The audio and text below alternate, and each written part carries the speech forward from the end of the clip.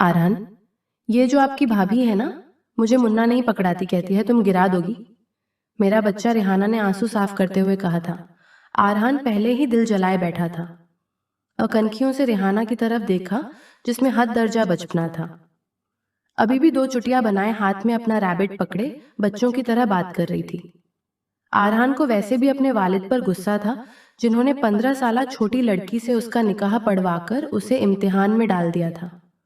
वो 30 साल का था और रेहाना उससे 15 साल छोटी थी। बस कद काट की ही बड़ी थी, मगर सोच बच्चों जैसी थी। उसे किसी बात का इल्म नहीं था। आरहान को जितनी मैच्योर लड़कियां अच्छी लगती थीं, उतनी ही रेहाना लाउबाली सी थी। शादी को साल गुजर गया था, लेकिन अव्वल तो रेहाना को देखकर आरहान को कोई फीलिंग्स ही नहीं आती थी। और अगर वो रेहाना के करीब आने की कोशिश भी करता तो वो डर जाती और रोने लग जाती। आरहान और उस्मान दोनों की शादी एक साथ हुई थी और उस्मान की बीवी आयशा एक बेटी की माँ भी बन गई थी। मगर आरहान अभी तक रेहाना की कुर्बत को तरस रहा था और अब वो यकीनन आयशा के बेटे को गोद में लेने की कोशिश कर रही होगी, इसीलिए आयशा ने मना कर दिया होगा, क्योंकि इस झल्ली सी लड़की का क्या भरोसा कि बच्चे को सचमुच गिरा ही ना देती। अब वो आरहान से शिकायत कर रही थी और साथ साथ आंसू बहा रही थी। आरहान ने एक तीखी नजर उस पर डाली, फिर अपने लैपटॉप पर मशरूफ हो गया। वो कहने लगी, आरहान, मुझे अपना मुन्ना चाहिए, मुझे मुन्ना ला कर दो। रेहाना की अगली फरमाइश सुनकर वो हैरत से आंखें फाड़े उसे देखने लगा। रेहाना, बच्चे दुकानों पर नहीं मिलते, समझी? मुन्ना ला कर दूं तुम्हें? हटो, पीछे काम करने दो। रेहाना ने आरहान का रूखा लहजा सुनकर भी परवाह नहीं की।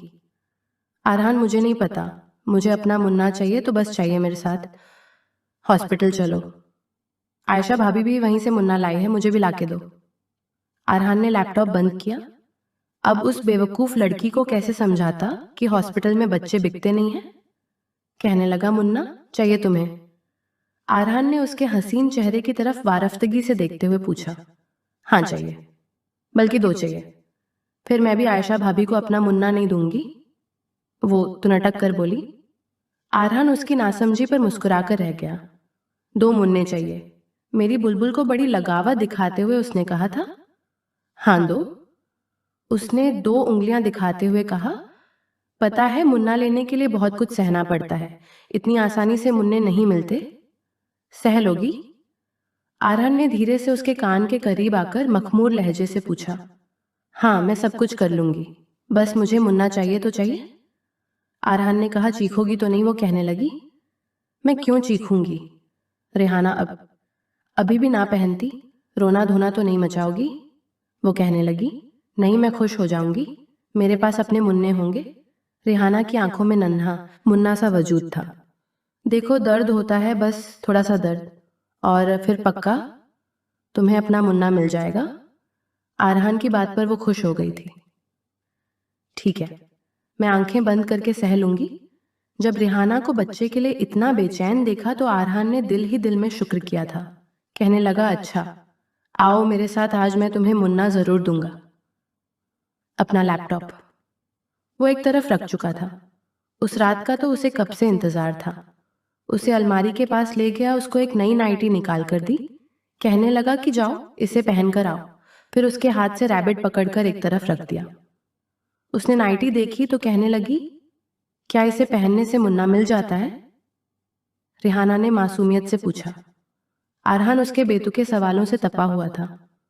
मुन्ना चाहिए? हाँ तो फिर वो करो जो मैं कह रहा हूं। बिना सवाल जवाब के वो वॉशरूम में चली गई। कुछ देर के बाद जब कमरे में आई तो आरहान आंखें झपकना भूल गया था। लग ही नहीं रहा था कि वही बेवकूफ सी लड़की है। वो नाइटी में इस कदर हसीन लग रही थी। आरहान के जज्बात आबोताब से जागे थे, मगर वो नर्वस हो रही थी। गहरे गले को हाथ से पकड़े हुए थी। आरहान उसके पास आया, फिर उसकी दोनों चुटियां खोल दी। उसके लंबे घने बाल देखकर उसका दिल मचला था। अभी भी वो अपना गला हाथ से पकड़े हुए थी। आरहान ने उसका हाथ अपने हाथ से पीछे किया, मगर रेहाना की बदहवासी देखकर कुछ घबरा गया था। फिर इनकार ना कर दे या रोना धोना ना मचा दे, इसीलिए अगले ही लम्हे उसे अपने सीने के साथ लगा चुका था। तड़पते दिल को जैसे करार आ गया था। फिर वो रेहाना में खोने लगा। बेसाख्ता उसके होठों को अपनी दस्तरस में ले चुका था, मगर रेहाना की तो जान पर बनी थी। पेट में गिर सी पड़ने लगी थी। एकदम वो पीछे हटी आरहान को। फिर से उसकी इस हरकत पे गुस्सा आया था। आरहान, मेरे पेट में दर्द हो रहा है। आयशा भाभी के भी ऐसे ही हुआ होगा, मुझे भी हॉस्पिटल ले जाओ, मुन्ना आने वाला है। आरहान को गुस्सा आया था। वो उसका बाजू पकड़कर उसे बेड पर धकेल चुका था। सिर्फ किस करने से मुन्ना नहीं आ जाता, समझी? बहुत कुछ सहना पड़ता है। फिर ही तो मासूम सा नन्हा मुन्ना बच्चा हाथ में आता है। बच्चा चाहिए ना? तुम्हें रेहाना की रंगत बूढ़ी थी आरहान, लेकिन वो अपनी शर्ट उतार चुका था। 1 साल से इस लड़की का बचपना बर्दाश्त कर रहा था, मगर आज अपने जज्बात की रौ में बह जाना चाहता था। इससे पहले कि वो उठकर बैठती, आरहान उसके ऊपर लेट चुका था। उसके हाथों की उंगलियों में अपनी उंगलियां पैवस्त कर जैसे ही रेहाना के अंदर समोने लगा, तो रेहाना के दिल खराब चीख निकली थी, मगर उसके होठों को अपनी दस्तरस में लेकर उसकी चीखों का गला घोंट गया था। मगर उसे नहीं पता था कि वो पागल लड़की उसे रेहाना के वालिद के दोस्त की बेटी थी। इकलौती थी और हर दर्जा मासूम और लाउबाली। शुरू से ही रेहाना को बच्चों से बड़ा प्यार था। गली में छोटे बच्चों को खेलता देखती तो उन्हें पकड़ पकड़ कर अपने घर ले आती, उनके साथ खेलने लगती। उसकी वालिदा उस पर चीखती चिल्लाती रहती थी, रेहाना, मैं तुम्हारी इस आदत से बड़ी परेशान हूँ। मोहल्ले के बच्चे अपने घर ले आती हो और उनके वालिदैन हमारा दरवाज़ा पीट पीट कर ये सुनाते हैं कि पता नहीं हमारे बच्चे कहाँ चले जाते हैं। आपकी बेटी बिना बताए हमारे बच्चे को अपने घर ले आती है, चाहती क्या हो तुम? अम्मा, अम्मा मैं बच्चा चाहती हूँ, रेहाना ने बड़ी मासूमियत से कहा था। उसकी माँ की तो हैरत से आंखें फैल गई थीं। कहने लगी, क्या पागल हो गई है? कहने लगी, ये जो नज़मा खाला है ना, वो भी आपके जितनी है, और अभी 4 साल पहले अल्लाह से मुन्ना लेकर आई है हॉस्पिटल जाकर। अम्मा तुम भी जाओ ना हॉस्पिटल, मुझे एक छोटा सा मुन्ना ला दो। उसकी माँ ने उसे गुस्से से देखा। कहने लगी, और तौबा है, मैं तो तुम जैसी औलाद को पागल पागल ही हो गई हूँ। दिमाग खराब तो नहीं है तुम्हारा? अरे यूं हॉस्पिटल जाकर बच्चे नहीं मिलते। रेहाना ने अपना सर खुजाते हुए सोचा। अम्मा ऐसे ही तो मिलते हैं, मैंने पूछा था, नज़मा खाला से कहती है। हॉस्पिटल जाओ, तुम्हें मुन्ना वन मिल जाएगा। अम्मा जाओ ना हॉस्पिटल, मुझे मुन्ना ला दो ना कसम से। अम्मा मैं खुद संभाल लूंगी और फिर मोहल्ले के बच्चों को भी अपने घर नहीं लाऊंगी। रेहाना की वालदा ने उसे गुस्से से देखा था। कहने लगी, ऐसा करती हूँ, तेरी शादी कर देती हूँ, फिर ले आना। अल्लाह से, तूने जितने मुन्ने लेने होंगे तौबा है, मेरी क्या उम्र है। बच्चा पैदा करने की रेहाना पढ़ाई में बहुत कमजोर थी, पर अपनी क्लास में भी बड़ी मुश्किल से ही पास होती थी, इसीलिए आगे उसने आर्ट्स ली थी। साइंस ने बड़ी मुश्किल से मैट्रिक पास किया था, वो भी 15 की उम्र में, और उसके बाद पढ़ाई को खैराबाद कह दिया था।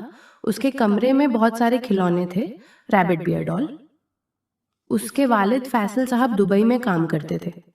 जब भी दुबई से वापस आते तो उसके लिए ढेर सारे खिलौने लेकर आते थे, लेकिन रेहाना को बस बच्चे बहुत अच्छे लगते थे। वो अपने खिलौने तक मोहल्ले के छोटे छोटे बच्चों को दे देती थी। मोहल्ले में किसी के घर भी बच्चा पैदा होता तो वो भागी दौड़ी जाती थी। छोटे मासूम बच्चे को पकड़कर उसे गौर से देखती रहती, उसके छोटे छोटे हाथों को देखती रहती। इन्हीं दिनों उस्मान के ससुराल वालों ने कहा कि उन्हें शादी चाहिए, वो मजीद इंतजार नहीं कर सकेंगे। शादी सिर्फ उस्मान की होनी थी, लेकिन आरहान के वालिद को जब पता चला कि रेहाना के वालिद फैसल साहब दुबई से आए हैं, तो वो उनसे मिलने के लिए अक्सर फैसल साहब के घर जाते थे। जब भी वो दुबई से वापस आते थे, इस बार उन्होंने फैसल साहब को कुछ परेशान देखा तो पूछने लगे। वो कहने लगे, बस अब बूढ़ा हो गया हूँ, अकेले कोई काम नहीं होता, अक्सर थक कर आता हूँ तो खाना भी खुद बनाना पड़ता है।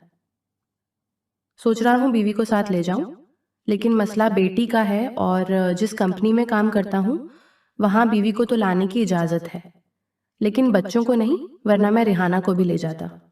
बस इसी परेशानी में मुब्तला हूँ। वो कहने लगे, तो तुम ऐसा करो, रेहाना का निकाह मेरे बेटे आरहान से कर दो। ये सुनकर फैसल साहब कहने लगे, अभी वो छोटी है, बस 15 साल की तो है और इकलौती भी है, उसमें बचपना बहुत ज्यादा है। शादी की जिम्मेदारी मुझे नहीं लगता कि वो निभा पाएगी। وہ کہنے لگے کہ تم بے فکر رہو، تمہاری بیٹی کو میں اپنی سر آنکھوں پر بٹھا کر رکھوں گا، اسے ماں باپ کی کمی محسوس نہیں ہوگی۔ نکاح تو میں اسی لیے کرنا چاہتا ہوں تاکہ لوگوں کے منہ بند ہو سکے، کوئی بھی تمہاری بیٹی کی طرف انگلی نہ اٹھا سکے۔ باقی آرحان کو میں سمجھا دوں گا، وہ ریحانہ کو بالکل بھی پریشان نہیں کرے گا۔ اس وقت آرحان کی عمر 30 سال تھی، شادی کی خواہش بھی اسے تھی۔ پھر جب اس کے والد نے اسے ریحانہ کی تصویر دکھائی تو وہ دکھنے میں کہیں سے بھی 15 سال کی نہیں لگ رہی تھی۔ وہ ایک شادی کی تقریب میں کھینچی ہوئی تصویر تھی جس میں اس کے بال کھلے ہوئے تھے، فینسی سوٹ پہن رکھا تھا، ہلکا پھلکا میک اپ بھی کر رکھا تھا۔ اپنی عمر سے 2-3 سال بڑی ہی لگ رہی تھی، اسی لیے سیدھا آرحان کے دل پر جا کر لگی تھی۔ اس نے کہا ٹھیک ہے، مجھے کوئی اعتراض نہیں۔ آرحان کو پتا تھا کہ ریحانہ کے والدین دبئی جانے والے ہیں، اسی لیے نکاح جلدی ہونا ہے۔ عثمان کے ساتھ اس کی بھی شادی کی تاریخ اس دن طے ہو چکی تھی۔ بڑی خواہش تھی آرحان کی کہ ایک ملاقات ریحانہ سے ہو جائے، لیکن ممکن نہیں تھا۔ ایک بار اس نے اپنی والدہ سے کہا بھی کہ میں نے لڑکی کو بارات دیکھنا ہے، کچھ باتیں کرنی ہیں، لیکن اس کی والدہ نے صاف منع کر دیا کہ نہیں، پہلی ملاقات شادی پہ ہی کر لینا، بیچ میں بس 1 مہینہ ہی تو ہے، اور کتنا برا لگے گا کہ ہم یہ کہیں گے کہ بھائی ہمارے بیٹے کو چین نہیں آ رہا، اپنی منگیتر سے ملنا چاہتا ہے۔ آرحان کی والدہ نے اسے شرمندہ کیا تھا، لیکن وہ نہیں جانتا تھا کہ اس کی بیوی اتنی لاؤبالی اور ناسمجھ ہوگی۔ شادی پر پہلے تو وہ رخصتی پر بہت روئی تھی، پھر شادی کی رات جب آرحان کمرے میں آیا تو دل میں جذبات کا سمندر ٹھاٹھے مار رہا تھا، اور اس کی بیوی بے چینی سے کمرے میں ٹہل رہی تھی۔ اسے تو لگا تھا وہ بیڈ پر بیٹھی اس کی منتظر ہو گئی۔ جیسے ہی آرحان کمرے میں آیا، اسے بے چینی سے ٹہلتا دیکھ کر کچھ حیران ہوا۔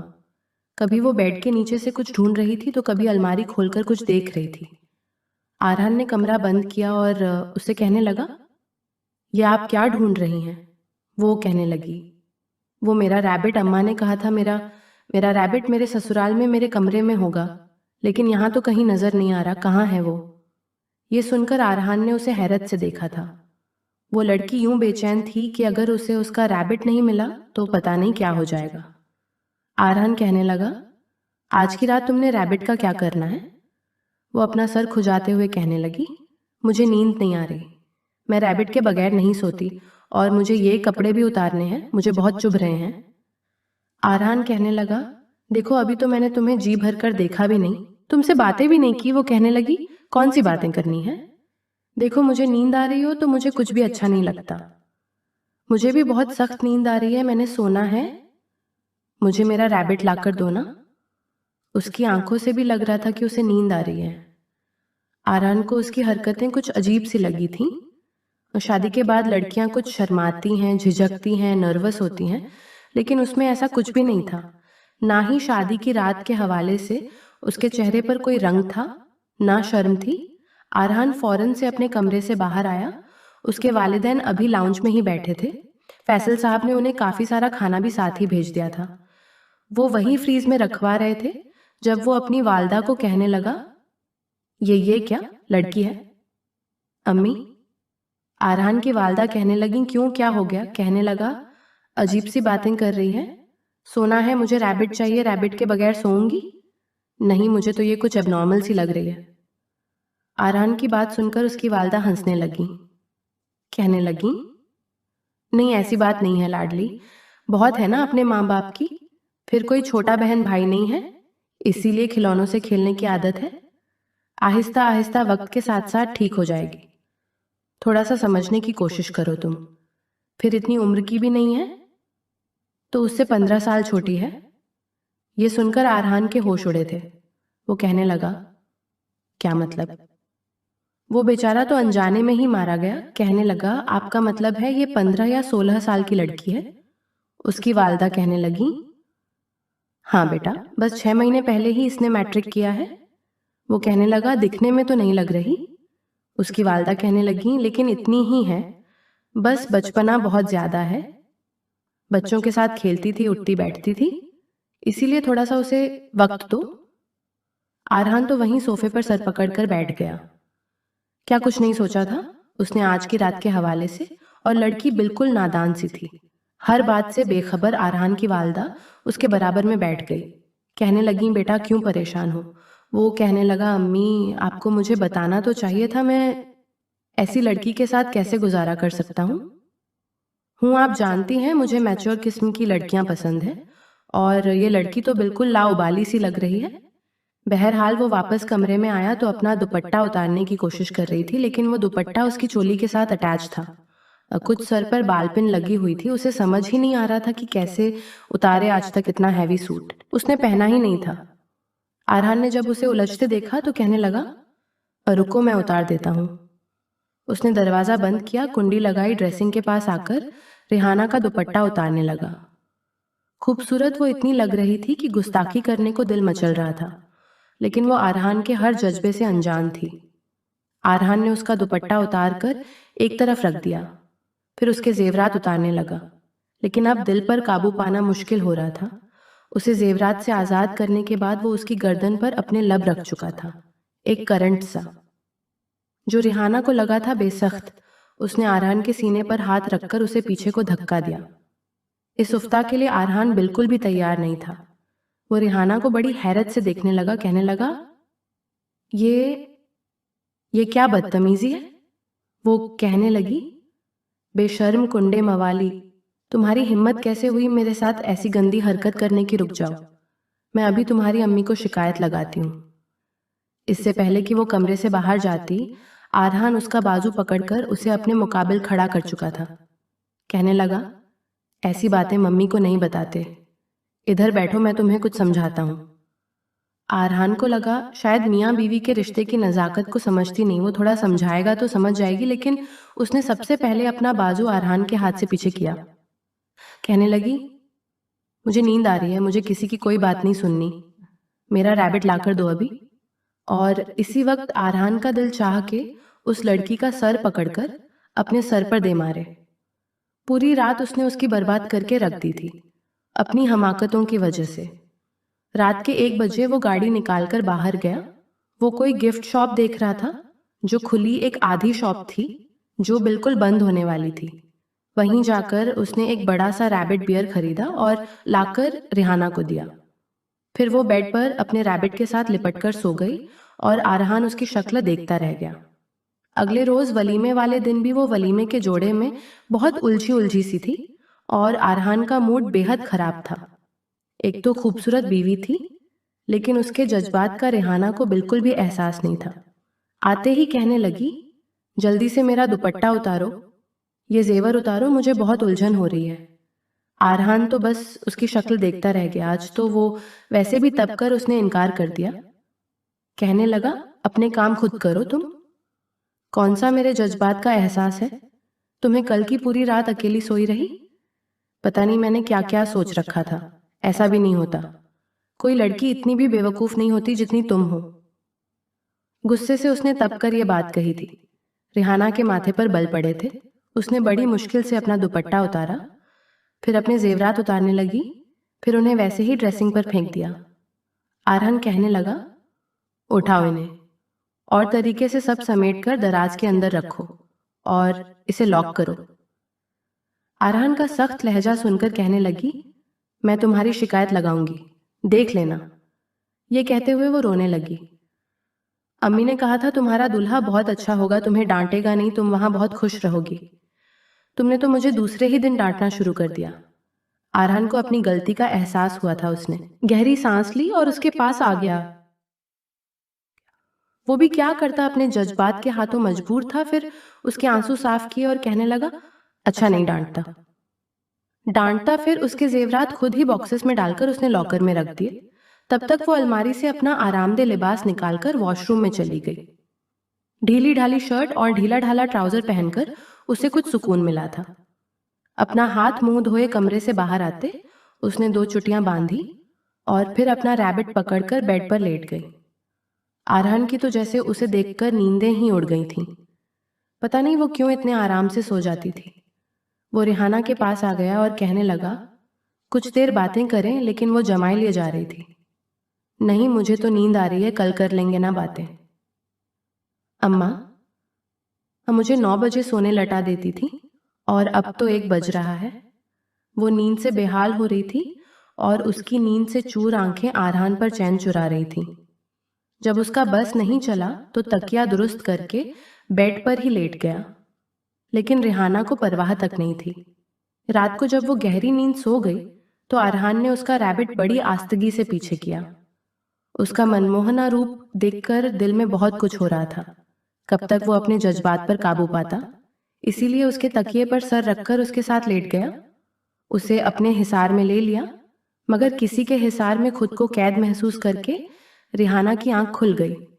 تب تک اس میں گرم سانسیں اسے اپنے چہرے پر محسوس ہونے لگیں۔ فوراً سے اس کے سینے پر ہاتھ رکھ کر اسے پیچھے دھکا دیا اور کہنے لگی، پیچھے ہٹو، یہاں کیا کر رہے ہو؟ وہ کہنے لگا، پلیز ریحانہ مجھے اپنے قریب آنے دو، نہ رہا نہیں جا رہا، مجھے اتنا تو حق حاصل ہے کہ میں تم سے تسکین حاصل کروں، مجھ سے رہا نہیں جا رہا، میری بھی مجبوری سمجھو پلیز۔ وہ ملتجی ہوا تھا، اپنے سلگتے ہوئے لب اس نے جیسے ہی ریحانہ کے نرم و ملائم ہونٹوں پر رکھے تو وہ مچل کر رہ گئی۔ اس سے پہلے کہ محبت کا پہلا لمحہ اس کے ہونٹوں پر رکھتا، ریحانہ برے طریقے سے کانپ گئی، جلدی سے اپنے ہونٹوں پر ہاتھ رکھ لیے۔ آرہان نے ایک ٹھنڈی آہ بھری اور کہنے لگا، ہاتھ ہٹاؤ، شوہر کو اتنا بھی پریشان نہیں کرتے، کمونا ہاتھ ہٹاؤ۔ لیکن وہ اپنے ہونٹوں پر مضبوطی سے ہاتھ رکھے نفی میں سر ہلانے لگی۔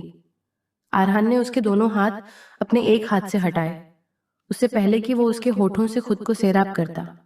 وہ آنکھیں بند کیے زور زور سے چلانے لگی، بچاؤ بچاؤ بچاؤ۔ یہ سن کر آرہان یدم پیچھے ہٹا، وہ کہنے لگی، مجھے کوئی بچاؤ۔ اس وقت اچانک سے باہر دروازے پر دستک ہوئی۔ آرہان کا تو بس نہیں چل رہا تھا کہ اس لڑکی کے ساتھ کیا نہ کر گزرے، کیا جواب دے گا وہ سب کو کہ سامنے سے کیوں پاگلوں کی طرح شور مچا رہی ہے، وہ بھی رات کے اس پہر اس کی والدہ تھی۔ کیا ہوا، دروازہ کھولو۔ ریحانہ نے جھٹ سے آرہان کو خود سے پیچھے کیا، جلدی سے کھڑی ہوئی اور دروازہ کھول دیا۔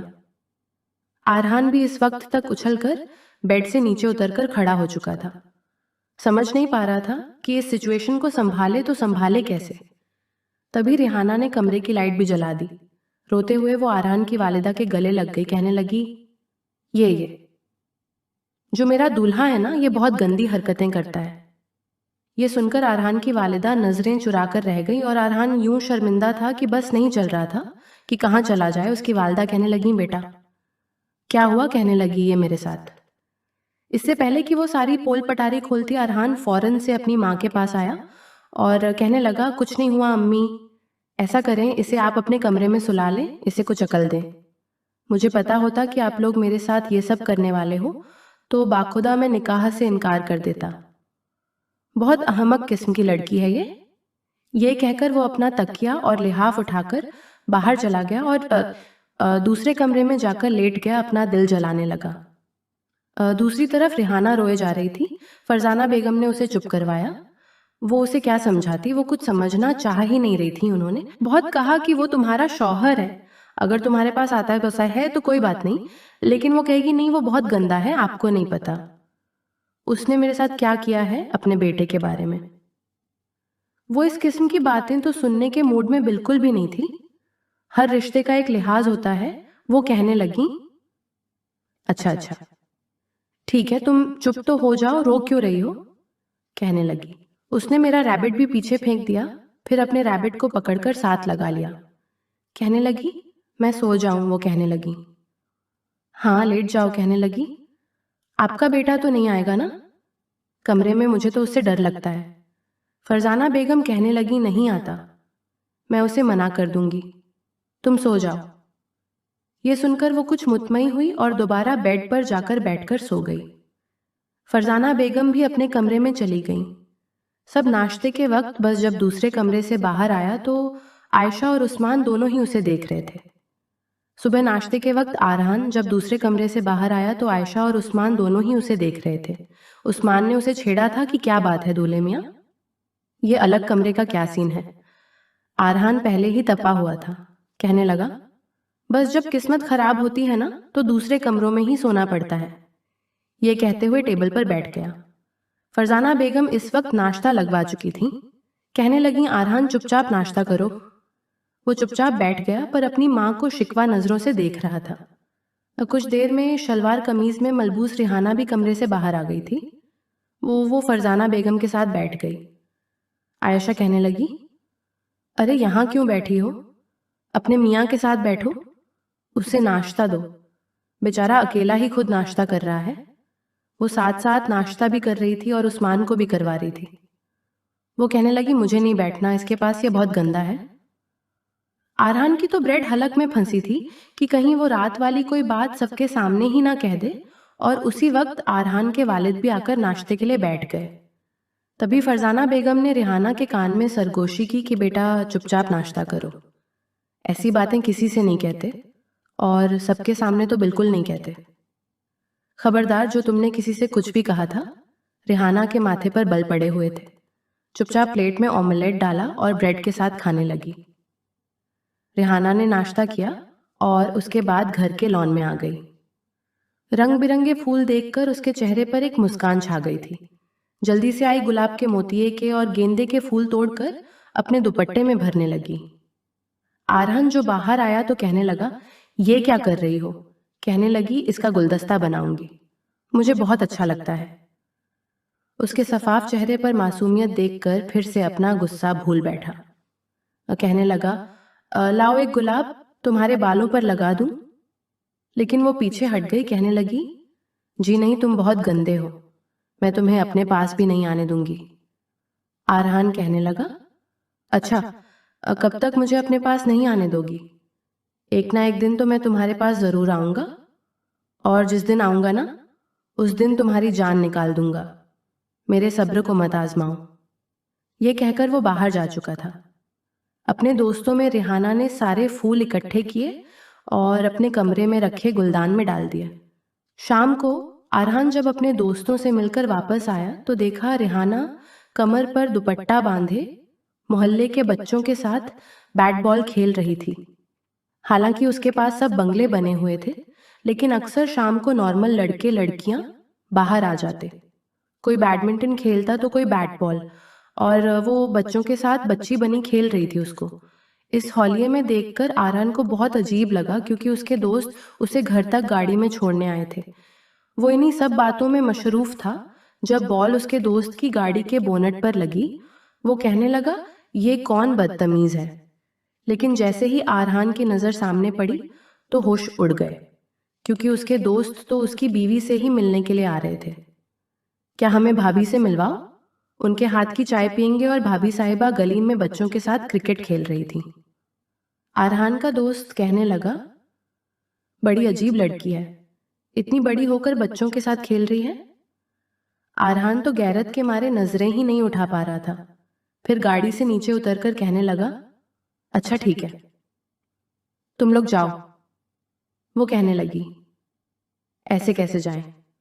تم تو کہہ رہے تھے کہ اپنی بیوی کے ہاتھ کی چائے پلاؤ گے۔ ہم بھابھی کے ہاتھ کی چائے پیے، اب بنا تھوڑی جائیں گے۔ وہ کہنے لگا، ابھی جاؤ یہاں سے، پھر کبھی پلا دوں گا، شاید وہ مائکے گئی ہے۔ آرحان نے بہانہ بنایا، شادی بھی افراتفری میں ہوئی تھی کہ ٹھیک سے اپنے دوستوں کو بلا بھی نہیں پایا تھا، اور جس ولیمے میں یقیناً وہ بھی باپ بننے کی خوشی کو محسوس کر سکتا تھا۔ عثمان نے سارے محلے میں مٹھائی بنٹوائی تھی، وہ بہت خوش تھا، عائشہ کا بہت خیال رکھ رہا تھا، اور عائشہ بھی اترا رہی تھی۔ آرحان نے خود کو مصروف کر لیا تھا، اب وہ ریحانہ کو کچھ بھی نہیں کہتا تھا۔ گھر آتا، کھانا کھاتا اور لیپ ٹاپ لے کر بیٹھ جاتا۔ لیکن جب عائشہ کے یہاں بیٹا ہوا تو ریحانہ کی خوشی قابل دید تھی۔ اسے تو لگا کہ جیسے اللہ نے اسے کھلونا دے دیا، اب تو اسی کے ساتھ کھیلے گی، باتیں کرے گی۔ لیکن جیسے ہی عائشہ گھر آئی اور ریحانہ نے اس کے بیٹے کو گود میں لیا تو کہنے لگی، رکھو، یہاں میرا بچہ ہے، ادھر دو، مجھے گرا دو گی۔ تم عقل تو ہے نہیں تمہیں، ہر چیز کو اپنا ریبٹ اور کھلونا سمجھ لیتی ہو۔ خبردار، جو میرے بیٹے کو ہاتھ بھی لگایا تو بڑے برے طریقے سے عائشہ نے اسے ڈانٹا تھا، اسی لیے روتے ہوئے آرحان کے پاس آئی تھی۔ وہ لیپ ٹاپ پر مصروف تھا اور کہنے لگی، مجھے بچہ چاہیے، مجھے بھی مننا چاہیے۔ یہ سن کر آرحان نے سال بھر کا کیا ہوا صبر ایک طرف رکھ دیا۔ آج تو خود اس نے کہا تھا، اور بچے کی خواہش ریحانہ کو کس قدر تھی، اتنا اندازہ اسے 1 سال میں ہو چکا تھا، क्योंकि जहां भी बच्चा देखती थी पागलों की तरह बच्चे को गोद में पकड़ने के लिए लपकती थी। कई बार वो उसे मॉल लेकर जाता और उसे छोटे बच्चे नजर आ जाते तो अपनी शॉपिंग छोड़कर बच्ची की माँ के पास चली जाती कि ये कितना क्यूट है, मैं इसे 2 मिनट पकड़ लूं। अरहान कहता, तुम्हें हो क्या जाता है? बच्चों को देखकर कहती, ये आपको नहीं पता, मुझे बच्चे बहुत अच्छे लगते हैं। बहरहाल आज तो जैसे अरहान ने उसकी एक भी नहीं सुनी थी। उसके नाजुक होठों को अपनी दस्तरस में लेकर उसकी चीखों का गला घोंट दिया था। पूरी रात अपनी मनमानियां करता रहा। वो रोती, आंसू बहाती, तो कहता, मुन्ना चाहिए ना तुम्हें? मरना ही तो तुम्हें मुन्ना ही तो दे रहा। फिर तुम छोटे छोटे बच्चों की बातें करना। तुम्हारा मुन्ना बहुत प्यारा होगा, बिल्कुल मेरी तरह आंखें तुम्हारी तरह नन्हे, मुन्ने से हाथ, छोटी छोटी आंखें, मासूम सा वजूद। ये सुनकर रिहाना को अपनी आंखों के सामने एक बच्चे का तस्वुर आने लगता। लेकिन जब अरहान की शिद्दतें सहनी पड़ती तो तड़प कर रह जाती। कभी उसे पीछे करने की कोशिश करती तो वो उसका हाथ पीछे कर देता, कभी उसके आंसू अपने लबों से साफ कर देता तो कभी उसका एहतजाज अपने होठों से बंद कर देता। आज वो 1 साल बाद बड़ी पुरस्कून नींद सो रहा था, लेकिन रिहाना बेहद परेशान थी। पहली बार ऐसे रिश्ते से मुतारिफ हुई थी, पहली बार तकलीफ को सहा था। बच्चे की ख्वाहिश ना होती तो शायद आज उसे करीब ना आने देती, लेकिन ये नहीं पता था कि मुन्ने को पाने के लिए इतनी ज्यादा तकलीफ सहनी पड़ती है। उसे तो ये तकलीफ भी बहुत लग रही थी। बाकी आने वाली तकलीफों से तो वो बिल्कुल बेखबर थी। नींद से बेहाल हो चुकी थी, इसीलिए करवट बदलकर सो गई।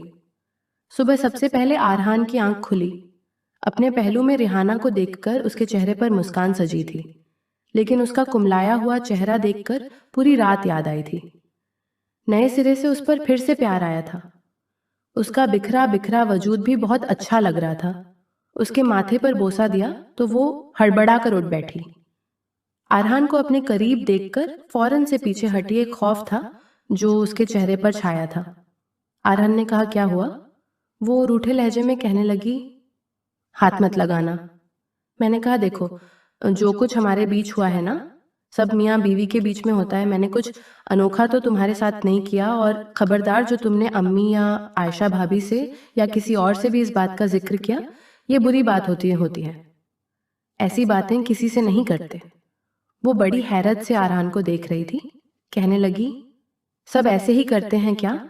सब लोग अपनी बीवी पर ऐसे ही जुल्म करते हैं? क्या उस्मान भाई ने भी आयशा भाभी के साथ ऐसा ही सब कुछ किया था? उन्हें भी इतना ही दर्द हुआ होगा ना? कितने बुरे हैं ना आप भी, और आपके भाई भी। रिहाना की बेवकूफाना बातें सुनकर वो बस मुस्कुरा ही सकता था। कहने लगा, सब ऐसा करते हैं, और इसके बाद मुन्ना आता है। समझी, रिहाना के दिल में खौफ सा बैठ चुका था। अरहान उठकर बैठ गया था। अपने ऑफिस के कपड़े भी उसने खुद निकाले, लेकिन रिहाना की कमर में वाकई बहुत दर्द था। जब वो नहाकर तैयार हुआ तो रिहाना का गुस्ल का सारा तरीका समझाकर कमरे से बाहर निकला। सब कुछ उसके लिए बिल्कुल अलग सा था। उठकर उसने गुस्ल किया, कपड़े तब्दील किए, फिर कमरे से बाहर आई तो फरजाना बेगम मुलाजमा से नाश्ते का कह रही थी। रिहाना से कहने लगी, बेटा तुम नाश्ता करो। रिहाना ने नाश्ता किया। आयशा अपने बेटे को पकड़े उससे बातें कर रही थी। वो बड़ी खामोशी से आयशा के पास आकर बैठ गई। आयशा के माथे पर बल पड़े। कहने लगी, भाभी मैं इसे नहीं गिराऊंगी, मैं बैठे बैठे इसे 2 मिनट पकड़ लूं। मुझे पता है आपने बड़ी तकलीफें बर्दाश्त करके मुन्ना लिया है।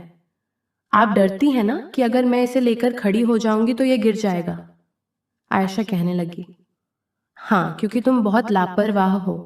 तुम्हें नहीं पता, औलाद बहुत कीमती चीज है, और औरत कितनी तकलीफें झेलकर इसे लेती है ये वही जानती है। वो कहने लगी, मैं भी जान गई हूं, लाए इसे मुझे देना। मैं इसे बहुत आराम से पकड़ूंगी और सोफे से उठूंगी भी नहीं। आयशा ने बड़ी एहतियात से अपना बेटा उसकी गोद में डाला था। उसके हाथ, उसकी आंखें, उसकी मासूम हरकतें देखकर रिहाना अपनी तकलीफ जैसे भूल ही गई थी। उसका हाथ चूमने लगी। कहने लगी, कितना सॉफ्ट है, बिल्कुल टिश्यू पेपर की तरह। आयशा कहने लगी, हाँ, बच्चे ऐसे ही होते हैं। नासुक से कहने लगी। रात को उसके रोने की आवाज आ रही थी। आयशा कहने लगी, ہاں پوری رات سونے نہیں دیتا، جاگتا رہتا ہے، وہ کہنے لگی۔ پھر تو آپ کو بہت اچھا لگتا ہوگا نا بھابھی؟ آپ پوری رات اس کو لے کر بیٹھی رہتی ہوں گی، دیکھتی رہتی ہوں گی؟ عائشہ کہنے لگی، میری تو آنکھیں نیند سے بند ہو جاتی ہیں، میں تو عثمان کو پکڑا دیتی ہوں کہ سنبھالو اپنا بچہ، مجھے سونے دو۔ عائشہ کا لہجہ کافی حد تک ٹھیک ہو چکا تھا۔ کچھ دیر بعد ہی ریحانہ نے عائشہ کو اس کا بیٹا واپس پکڑا دیا۔ رات کو ارحان جب گھر آئے تو کہنے لگا، تم اس سادے سے ہولیے میں کیا کر رہی ہو؟ جاؤ تیار ہو کر آؤ۔ یہ سن کر ریحانہ کا دل کسی نے مٹھی میں مسلا تھا۔ کہنے لگی، نہیں پلیز، آج نہیں، اسے اس قدر خوفزدہ دیکھ کر۔ ارحان کہنے لگا، میں آج تمہیں باہر لے کر جانا چاہتا ہوں، کھانا ہوٹل میں کھائیں گے، چلو تیار ہو جاؤ۔ وہ ریحانہ کا خوف دور کرنا چاہتا تھا۔ ریحانہ تیار ہو گئی، اسے ایک اچھے اور مہنگے ریسٹورنٹ میں لے کے گیا تھا۔ مینیو کارڈ بھی اسی کو تھمایا، کہنے لگا، تم آرڈر کرو۔ کھانا ریحانہ کی مرضی کا ہی اس نے منگوایا تھا۔ پھر اسے ایک گولڈ کی شاپ پر لے گیا، کہنے لگا، میرے لیے کچھ بھی پسند کر لو، میں تمہیں دے دوں گا۔ اس کا لہجہ محبت سے ڈوبا ہوا تھا۔ کہنے لگی، مجھے بس منا چاہیے۔ ارحان نے اپنی پسند سے بریسلیٹ خریدی اور ریحانہ کو پہنا دی۔ کہنے لگا، اللہ تعالیٰ وہ بھی ضرور دے دے گا۔ اس رات ارحان نے ریحانہ کو کچھ نہیں کہا، اس کے قریب بھی نہیں آیا، مگر آہستہ آہستہ اب اسے اپنے قریب رکھنے لگا تھا۔ جب بھی کمرے میں آتا اسے اپنے ساتھ لگا لیتا، لیپ ٹاپ پر کام کرتا تو اسے اپنے ساتھ صوفے پر بٹھا لیتا، اپنا بازو پھیلا کر اسے اپنے قریب کر لیتا، اس کا سر پکڑ کر اپنے کاندھے پر رکھ لیتا۔ آہستہ آہستہ اس کے لمس سے متعارف ہو رہی تھی، لیکن جب بھی وہ اس کے قریب آتا تو وہ گھبرانے لگتی۔ ایک مہینہ گزرنے کے بعد رمضان میں ریحانہ کی طبیعت خراب ہوئی تھی، بہت الٹی ہو رہی تھی۔ فرزانہ بیگم اسے ہاسپٹل لے کر گئی تو ڈاکٹر نے جب یہ خبر سنائی کہ وہ پریگننٹ ہے تو ریحانہ بے حد خوش ہوئی تھی۔ فرزانہ بیگم نے بھی اس کا بھی ویسے ہی خیال رکھا جیسے عائشہ کا رکھا تھا، لیکن وہ اس بات سے انجان تھی۔ ہر چند روز بعد ارحان سے کہتی، ہمارا منا دنیا میں کب آئے گا؟ وہ کہتا کہ بیبی اتنی جلدی نہیں آتا، اس سے ٹائم لگتا ہے۔ کہنے لگی، مجھ سے اب اور انتظار نہیں ہو رہا، بتاؤ تو میرے جیسا ہوگا کہ آپ کے جیسا ہوگا؟ ارحان کہنے لگا، تمہارے جیسا ہوگا، بہت معصوم اور بے وقوف۔ وہ کہنے لگی، میں بے وقوف نہیں ہوں۔ ارحان ہنسنے لگتا، لیکن جیسے جیسے وقت گزرنے لگا اس کا جسم کچھ ظاہر ہونے لگا، اسے اپنا آپ عجیب لگنے لگا تھا۔ ارحان نے اسے ایک بڑی سی چادر لا کر دی تھی، کہنے لگا، اپنے آپ کو اس میں چھپا لیا کرو۔ اب تو اس کے پاؤں میں سوجن آنے لگی تھی، رات کو ٹانگوں میں بہت درد ہوتا تو رونے لگتی۔ ارحان اٹھ کر بیٹھ جاتا، کہتا، تا کیا ہوا ہے تمہیں؟ کہنے لگی، پاؤں میں بہت درد ہے، برداشت نہیں ہو رہا۔ ارحان اٹھ کر اس کے پاؤں دبانے لگتا، آنکھیں نیند سے چور ہوتی تھیں، لیکن اس کے پاؤں دباتا رہتا، کہتا، تم سو جاؤ۔ آہستہ آہستہ ریحانہ کے دل میں بھی ارحان کی محبت جاگنے لگی تھی، اس کا بہت خیال رکھتا تھا، اپنی نیند کی پرواہ نہیں کرتا تھا۔ زندگی صرف اس کی نہیں بدلی تھی، ارحان کی بھی بدل گئی تھی۔ اب ان کے کمرے میں چھوٹے چھوٹے بچوں کی تصویریں لگنے لگیں۔ جب 7واں مہینہ شروع ہوا تب ارحان نے اسے بچے کی ساری شاپنگ کروائی تھی۔ وہ جن کپڑوں پہ ہاتھ رکھتی وہ خرید کر لے دیتا، کھلونوں پر ہاتھ رکھتی وہ کھلونے لے دیتا۔ لیکن 9 ماہ گزرنے کے بعد ریحانہ کی پوری حیات بدل چکی تھی۔ اپنا آپ اسے بہت عجیب لگتا تھا، کروٹ لینا تک محال تھا۔ اب پتہ چل رہا تھا کہ بچہ کیا ہوتا ہے، ہاسپٹل جا کر ہی بچہ نہیں مل جایا کرتا۔ اولاد کی نعمت کیا ہوتی ہے شاید عورت کو تب پتہ چلتا ہے جب وہ ان مراحل سے گزرتی ہے۔ بچہ پیدا ہونے سے پہلے ہی ماں کو اپنے بچے سے محبت ہو جاتی ہے، کیونکہ وہ اس کی ہر حرکت کو اپنے وجود میں محسوس کرتی ہے، اور ان سب مراحل سے ریحانہ گزر رہی تھی۔ اولاد پیدا ہونے سے پہلے ہی عورت کی قربانیاں شروع ہو جاتی ہیں۔ کھانا وہ پڑتا ہے جو بچے کی خواہش ہوتی ہے، جو اندر سے اس کی طلب ہوتی ہے۔ نیند سے چور بھی ہو تو بچے کی حرکت پر اٹھنا پڑتا ہے۔ 9 ماہ بعد جب جچکی کا درد اٹھا تو ریحانہ کو لگا کہ بس اب وہ مر جائے گی۔ جان تو ارحان کی بھی نکلی تھی۔ اس کے دل خراب چیخیں سن کر وہ بری طرح سے گھبرا گیا تھا۔ جلدی سے اپنی والدہ کو کمرے میں لے کر آیا۔ فرزانہ بیگم اور عائشہ اسے سہارا دے کر گاڑی تک لے کر گئیں اور فرزانہ بیگم پچھلی سیٹ پر بیٹھ گئیں۔ ड्राइविंग के दौरान बार बार आरहान उसका हाथ पकड़ रहा था।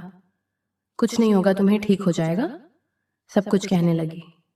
नहीं, मैं मर जाऊंगी, आपको नहीं पता मुझे कितना दर्द है, मुझे लग रहा है आज मैं मर जाऊंगी। फरजाना बेगम के हाथ में तस्बीह थी, दर्द शरीफ पढ़ रही थी। कहने लगी, बेटा कुछ नहीं होगा तुम्हें। बहरहाल बार बार वो उसी का हाथ पकड़कर जोर से दबा देती, अपने दर्द की शिद्दत को सहने के लिए उसके हाथ का सहारा लेती, और वो चुपचाप एक हाथ से गाड़ी चला रहा था, दूसरा हाथ रिहाना के हाथ में था। हॉस्पिटल पहुंचा, जल्दी से उसे व्हील चेयर पर बिठाकर लेबर रूम की तरफ छोड़कर आया, और फिर दिल में अजीब से वसवसे उठने लगे, दुआएं मांग रहा था अपने बच्चे की सलामती के लिए, रिहाना के लिए। लेकिन जब डॉक्टर बाहर आए तो डॉक्टर के चेहरे को अफसरदा देखकर आरहान की जान निकली थी। फौरन उसके पास आया और कहने लगा, मेरी बीवी बच्चा तो ठीक है। वो कहने लगे, आपका बेटा हुआ है और बिल्कुल ठीक है। लेकिन रिहाना ये सुनकर उसकी जान निकली थी। कहने लगा, क्या हुआ मेरी बीवी को? वो कहने लगा, पता नहीं ऑपरेशन के टाइम बेहोश हो गई क्या था, लेकिन अभी तक होश नहीं आ रहा। हालांकि आमतौर पर खवातीन होश में आ जाती हैं। फिर एक नर्स छोटा सा बच्चा लेकर आई और आरहान की गोद में डाल दिया। उसके आंसू बहने लगे। कितना शौक था रिहाना को बच्चे का, और अब होश में नहीं आई थी। वो बेहद परेशान था। बच्चे को प्यार करके फरजाना की गोद में डाल दिया था। उसके आंसू बहने लगे थे। कितना शौक था। वो बेहद परेशान था, बच्चे को प्यार किया, फरजाना की गोद में डाल दिए। कहने लगा, प्लीज आप कुछ भी करके इसे होश में लाए। वो कहने लगे, हमने अपनी सारी कोशिशें कर ली हैं, हमें तो ये डर है कि कहीं वो कोमा में ना चली जाए। पूरी रात बीत चुकी थी, सुबह हो चुकी थी। बच्चे को फीडेड फरजाना बेगम ने ही पिलाया था। उस्मान और आयशा भी आ चुके थे, और आरहान के वालिद भी। सबको रिहाना की फिक्र थी। जैसे होश ही नहीं आ रहा था। इसे कमरे में शिफ्ट कर दिया गया। डॉक्टर ने कहा कि हमें लगता है कि ये कोमा में जा चुकी है, हम नहीं जानते कि इन्हें होश कब आएगा। ये सुनकर तो आरहान का जैसे हौसला पस्त हुआ था। वो रोने लगा। रिहाना का हाथ अपने दोनों हाथों में लिया। कहने लगा, रिहाना प्लीज आंखें खोलो, देखो अल्लाह ने कितना प्यारा सा मुन्ना दिया है, तुम्हें बिल्कुल तुम्हारे जैसा है। उठो ना यार, ऐसा तो नहीं करते ना प्लीज। रिहाना आंखें खोलना, देखो ना तुम्हारा बेटा तुम्हें देखने के लिए कितना मचल रहा। आरहान की आंखों से आंसू बह रहे थे। सबकी आंखों से आंसू ही बह रहे थे कि बच्चा वाकई रो रहा था। फरजाना की गोद में भी चुप नहीं हो रहा था, लेकिन वो तो ऐसी नींद सोई कि उठ ही नहीं रही थी, बस सांसें चल रही थीं। आहिस्ता आहिस्ता वक्त गुजरने लगा। आरहान के वालिदैन और आयशा उस्मान सब घर जा चुके थे। ये बच्चा भी फरजाना बेगम लेकर चली गई थी, लेकिन आरहान सहज था। एक हफ्ते में हालत बिगड़कर रह गई थी। शेव बढ़ गई थी, रो रो कर आंखें सूज गई थीं। बार बार उसके पास बैठता था, उसे उठाने की कोशिश करता था। उसे नहीं पता था कि कल तक उसे बुरी लगने वाली लड़की आज उसके लिए जिंदगी कीमती चीज बन चुकी है। उसके बगैर एक लम्हा अच्छा नहीं लग रहा था, या कुछ भी अच्छा नहीं लग रहा था। यहाँ तक कि अपना बच्चा भी अब उसे अच्छा नहीं लग रहा था। लेकिन जब एक महीना ऐसे ही गुजर गया तो डॉक्टर भी मायूस हो चुकी थी। कहने लगी, हमें नहीं लगता कि इसे होश आएगा। अगर आप इजाजत दें तो हम इसे जहर का इंजेक्शन दे देते हैं, क्योंकि आप अपनी बीवी को तकलीफ में रखना चाहते हैं। क्यों? वो कहने लगा, नहीं, ये खुद से सांस ले रही है, इसका मतलब जिंदा है। मैं अपनी बीवी के लिए इतना बड़ा फैसला नहीं करूंगा। मैं आपको बिल भर रहा हूं ना, अपना सब कुछ उस पर लगा दूंगा। मुझे यकीन है मेरा अल्लाह मुझसे इतनी बड़ी आजमाइश नहीं लेकर इससे होश आ जाएगा। बच्चा फरजाना बेगम का आदी हो चुका था। दादी की गोद में ही माँ की ममता को तलाश कर रहा था। महीना, 2 महीने, फिर 3 महीने गुजर गए, लेकिन रिहाना को होश नहीं आया। कभी कभी तो आरहान अपने साथ ही अपने बेटे हारून को भी ले आता। उसे कहता, ये तुम्हारी मम्मा है, इससे मम्मा कहो। इसे एक ही उम्मीद थी कि जब बच्चा रिहाना को मम्मा कहेगा तो वो जरूर जाग जाएगी। आरहान से उससे मोहब्बत हो या ना हो, बच्चे से शदीद तरीन थी। प्रेगनेंसी में भी वो यही कहती थी, आरहान की मुझे मम्मा तो कहेगा ना, जब ये दुनिया में आएगा तो सबसे पहले मेरा नाम लेगा ना। पता नहीं दिखने में कैसा होगा, इसकी आंखें कैसी होंगी, इसका नाक कैसा होगा। और आज अभी तक उसकी आंखों को इजाजत नहीं थी कि अपने बच्चे को देख सके। आरहान बच्चा रिहाना के पास लिटा देता, वो अपनी माँ की कमीज को खींचता था, फिर रोता था। पहली बार ऐसा हुआ कि उसके रोने की आवाज सुनकर रिहाना की हार्ट बीट तेज हुई थी। मशीन में उसकी हार्ट बीट तेजी से चलने लगी थी और ये देखकर जैसे आरहान के अंदर उम्मीद जागी थी। उसने बच्चे को मजीद रुलाया। वो बार बार रिहाना की कमीज को खींच रहा था, रो रहा था और रोते रोते कभी अम्मा अम्मा कह रहा था। ऐसा लग रहा था जैसे रिहाना की आंखों की पुतलियां हिली हों। उसने जल्दी से नर्स को बुलाया, डॉक्टर को बुलाया। डॉक्टर रिहाना के जिस्म में हल्की सी जुम्बिश देखकर कुछ बोर उम्मीद हुआ था। वो कहने लगा, आपका बच्चा अपनी माँ को होश में ला सकता है, इसे रोज लाएं, इसकी माँ के पास लिटाएं, अपने बच्चे के लम्स को ये महसूस करेगी, इसके रोने की आवाज सुनेगी तो यकीनन जाग जाएगी। और फिर ऐसा ही हुआ था। आरहान रोज हारून को लेकर आता और उसे भूखा लेकर आता। भूख के मारे वो रोने लगता तो उसे रिहाना के साथ लिटा देता। जब वो रोता अम्मा माँ कहता तो रिहाना के मुर्दा वजूद में जैसे जान सी आने लगती। एक बार तो इतना रोया कि एकदम से रिहाना उठकर बैठी थी। ये देखकर डॉक्टर भी हैरान हुए थे और आरहान भी एकदम ही उसने अपने रोते बच्चे को गोद में लेकर सीने से लगाया था। डॉक्टर तो ये देखकर हैरान रह गए थे। खुदा की कुदरत थी, वरना कोमा के पेशेंट कई साल तक कोमा में ही रहते और लोग तो उम्मीद ही छोड़ देते। लेकिन शायद ये रिहाना की मोहब्बत थी अपने बच्चे के लिए कि वो होश में आ चुकी थी। उसे सीने से लगाए वो रो रही थी। उसे तो यही लगा कि शायद अभी ऑपरेशन हुआ है और कुछ घंटों बाद ही उसे होश आ गया। लेकिन जब उसे पता चला कि पिछले 4 माह से वो बेहोश है तो उसे यकीन ही नहीं आ रहा था।